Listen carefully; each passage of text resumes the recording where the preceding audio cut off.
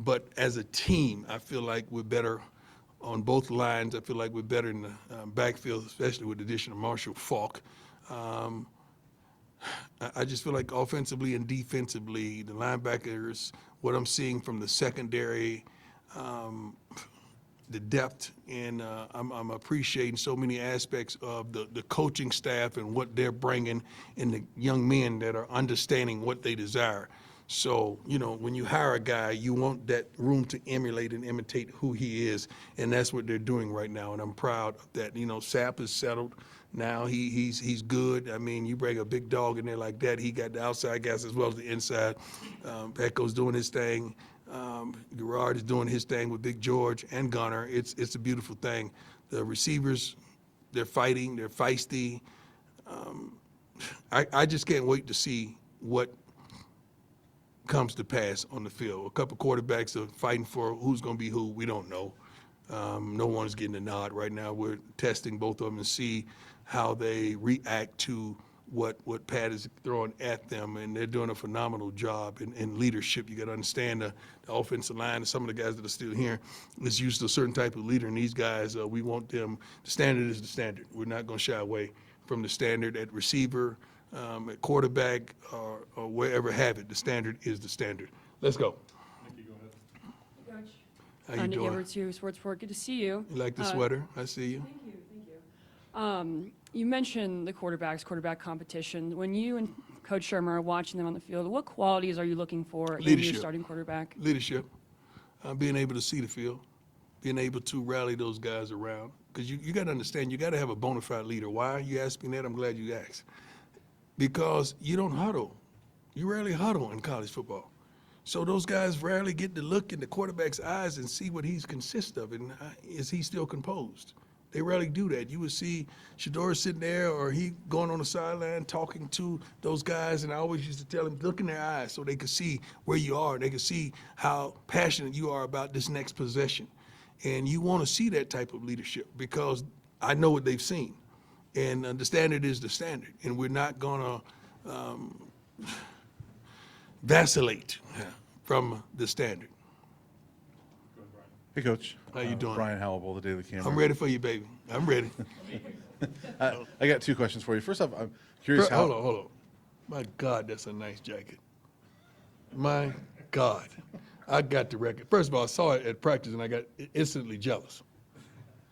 You almost provoked me to go upstairs and change. That's how good you look. I don't know who made it, but I promise you I'm going to knock it off. That means duplicate it. And I'm going to have the pants to match. But that's a nice jacket. You ain't got the nerve to do that, but I do. But that's a nice jacket. Okay, I'm sorry. That's right. It is a nice jacket. It is. Two questions for you. First off, how are you adjusting to coaching football without your love sons it. being there? I love it because I only have to wear one hat. And you don't understand how much I appreciate that. Because when you're a dad and a coach, you're wearing two hats. You coaching your butt off, but naturally you're making sure your kids are all right at the same time, simultaneously. And I've adopted kids on this team that I love to life, and I'm watching them as well. But it's nothing like your two biological kids being up there. You can't help but focus on those young men and seeing how they're doing. So it's different for me. I'm sure it's different for them, but I'm loving the process. I truly am. And then I want to ask you, I asked Coach Falk this the other day, but obviously you've been very adamant about financial literacy for your players. True. And he was in that industry for so many years, Right. the last several years, 7 years or whatever. How much did that play into you wanting to bring him in here, knowing that he could maybe help those guys in that regard? Well, I brought him in first and foremost because of his expertise of what he does. He was one of the greatest, arguably the greatest running back to ever play the game. I'm talking about in all phases: blocking, running the ball, catching the ball out of the backfield, and a bona fide leader. Marshall made many of the checks for the quarterbacks early in some of those quarterbacks' careers, and he was just that smart. And we worked beside one another for over a decade at the NFL Network, so I know him. He is not just a friend. That's my dog. That's my boy. That's my man. I mean, I got love for Marshall Faulk. So for him to even do what he's doing here, he didn't have to. Marshall don't need no money. He's straight. So for him to want to come and help these young men and help us do what we're doing, and these guys to to elevate to the next level, that's tremendous. I'm proud, I'm happy, I'm thankful, I'm elated. Every time I see him, I go up and hug him, man, because it's, looking around the room and you see Marshall Faulk, and then you listen in on some of the talks and some of the wisdom that he's giving these young men is unbelievable. They getting it at cornerback, defensive line, they getting it everywhere now, and it's crazy with Pat, with the quarterbacks, and I'm telling you, we got a couple surprises that you're going to say, darn it. You might use profanity, but I say darn it. You may use profanity, but it's going to be some good guys. Coach Jack Carlo. Jack Carlo, my man. Let's get along, Jack. Thank you, Yeah, Coach. I miss you, man. I miss you too. There yeah. you go. Now with Sports Illustrated too. But just wanted to ask you about the Big 12 Pro Day and the CU's in-house showcase. Just how big an opportunity is that for guys kind of looking to boost their stock? It's tremendous, Big 12 Pro Day. I love what they're doing. I mean, we got I think the nicest, the coldest darn commissioner in the game, to even think of that and allow us to have that for these young men that some of them may not get opportunity. You just know some of the guys because they were high-profile guys, but we got several guys, Herm Smith and several guys that's going to be there that just want an opportunity to put on in front of some of the scouts that's going to be there. So that pro day is phenomenal. That's what I'm saying. It's in Frisco, I believe, Texas. I think I'm going. That's not too far from me, about an hour and a half from me, actually. But I'm going to try my best to be there. I know some of our young men are going, and they're probably participating in some of the interviews, but they're going. And I'm happy about that. And our pro day here is going to be televised. I think the NFL Network may carry it as well. It's phenomenal. We're going to try to put on the best show possible for the fans as well as these young men to have them in the capacity that they're at peace, they're at home, they could relax and just do what they've been gifted to do. So I'm excited about that. I really am, because I know all 32 teams will be represented here. It's going to be phenomenal for our program. Hi, Coach. Adam Muster, How you doing, 24/7 Sports. Doing well. Good to see you. We had a chance to talk to Coach Gunnar White last week. Yeah. And he said when he got to Jackson State, he was a little bit starstruck, Yeah. and so he just put his head down, went to work. When Yeah, did you he see did. him start taking notice of his potential in that role? He's a workaholic. First of all, he works his butt off, and he compliments normally the head guy at the offensive line pretty darn well. He's going to be there at the wee hours of the night. He's going to make sure his job is complete. Usually when I get up to the offensive line, their paperwork is on my desk first, because we grade the young men after every practice, and he's been doing it for years. He has it there first. That's just who he is. He's a tremendous father. Two beautiful young ladies that he's raising, and I see his wife and the kids all the time. And I love, he got the biggest calves you ever wanted to see. Your biggest calves you ever wanted to see. And he's a black belt. I don't know if he said that because he was in a black environment, but he said he was a black belt. I don't know if he said that to scare us, but he said he was a black belt when he was in Jackson. And he graduated from Jackson State, so that was phenomenal. But you talking about a man that's passionate about what he does and deserve the opportunity. When you win, you elevate from within. When you lose, you go out and find something outside the house. You remember that, guys. When you're on your job, wherever you are, if you're successful, you elevate from within, because you guys will soar and go somewhere else, prayerfully to a bigger check, a bigger payday, if that's what you choose to do. But that's normally the process. But I love Gunnar. He's a good man. He's a good person, and he deserves everything he has coming. Hey, Coach. Scott Park, What's up, DNVR. boss? You blowing up, huh? I'm trying to. Yeah, I get see like you that. everywhere. You feel me? I appreciate that. Yeah. That means a lot. I wanted to ask you about just kind of how much of a priority it was for you in this program this offseason to retain Coach Robert Livingston as defensive Oh, coordinator. shoot, that had to be the number one. That had to be the number one purpose that we had, as well as Pat. Don't sleep on Pat. He's doing a tremendous job here. But Rob was on everybody's list to try to secure his services, and he deserves everything he got coming, and then some. You know, when you get a guy and you have success, you're not going to keep him long. We didn't even have a success in the initial year that you thought, because we were 4-8.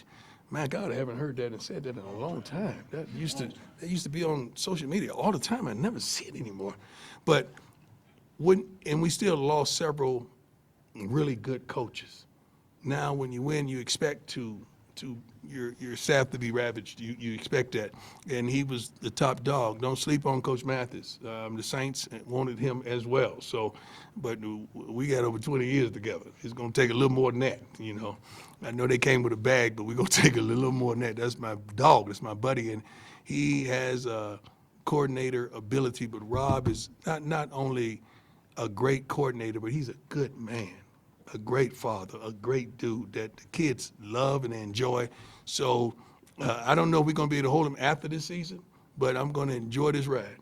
I really am. But he's one of the best in the business, as well as Pat and the rest of our coaching staff. We have a wonderful coaching staff. Please don't underestimate that. Please take notice the way these young men communicate with these young men we have in that locker room and the way they communicate with one another.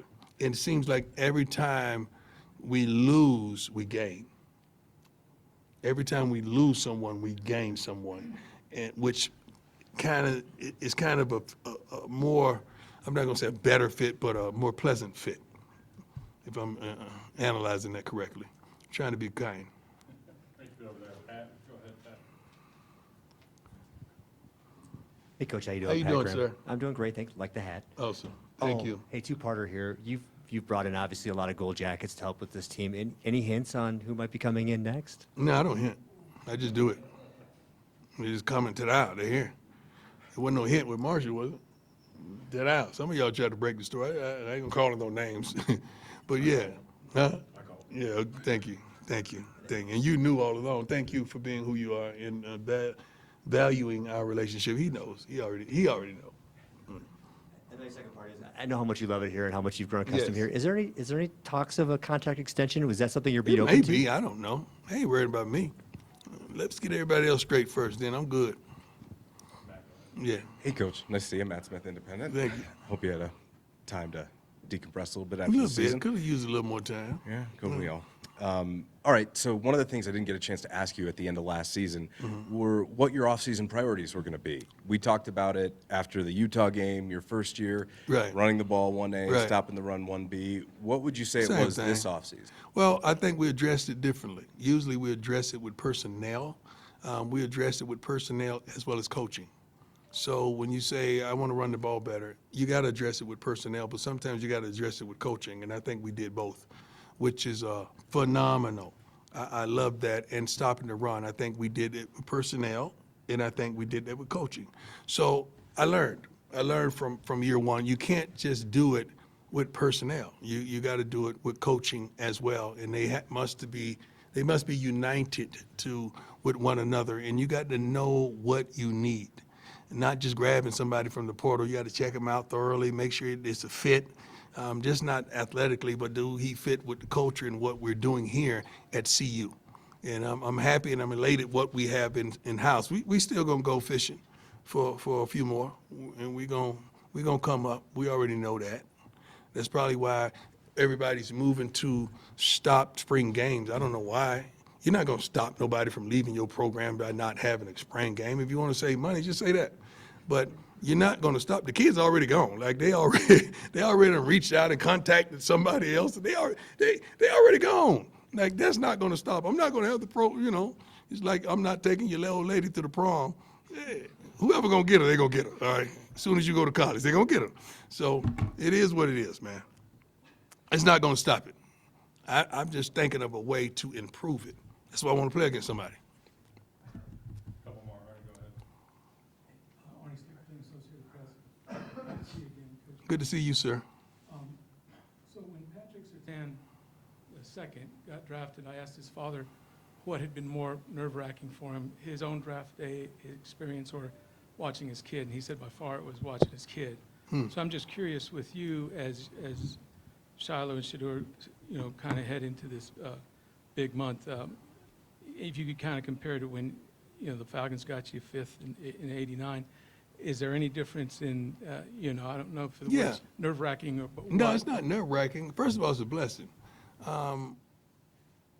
They received a lot more ignorance than I did. I received some, but we didn't have the social media channels and all the different things that's privy today, so you could get a breast of all that. Not at all. I mean, you got to understand, I was a two-sport guy at the time, so you could imagine what it would have been like with all the hate and the naysayers. I was a little different. It was a team I wanted to go to, that I made it possible for me to go to that team and that team only, because I had the leverage of playing baseball, and I'm thankful that the Atlanta Falcons chose me. That's where I wanted to go. My kids don't have that luxury of saying where they want to go. We would never do such a thing. And I told you, if that would come to that, I would quietly talk to that team behind the curtains. I would never put them on blast for nothing of the sort. Shiloh's working his butt off. I can't wait to see him run the 40 and do his drills, because he's been working with Swayze on all of that. I can't wait to see how sharp he is. Shador is a workaholic. You guys know that. He is who he is, and sometimes people forget what he's accomplished here at CU and how accurate and how good he is, because you got to take a shot at somebody, and you might as well take a shot as a Sanders. We built for this. We've been through this from birth. From youth ball, from his first pee-wee ball. You don't think when we put up in the car that we put up with, and the gear that we put up with, and the team that we put up with, we want to attack and criticize from here on? They've been through this. They got this. So I love it, because it's giving them that understanding and that chip on their shoulder. Not that they need it, but I like it.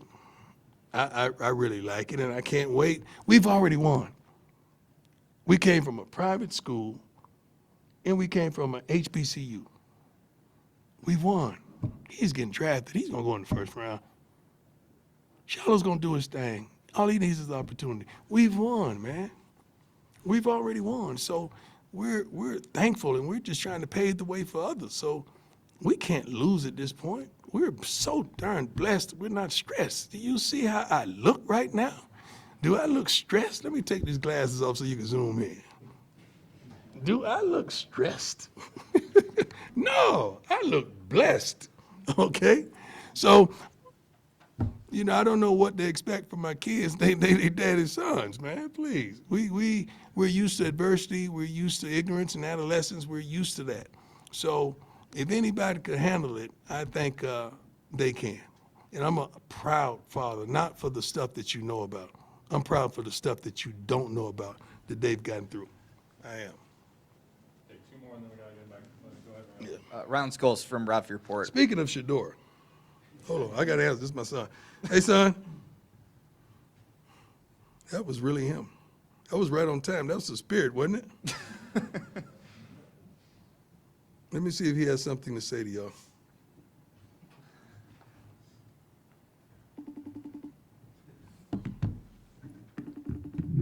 God, you just talking about him and he called. Is that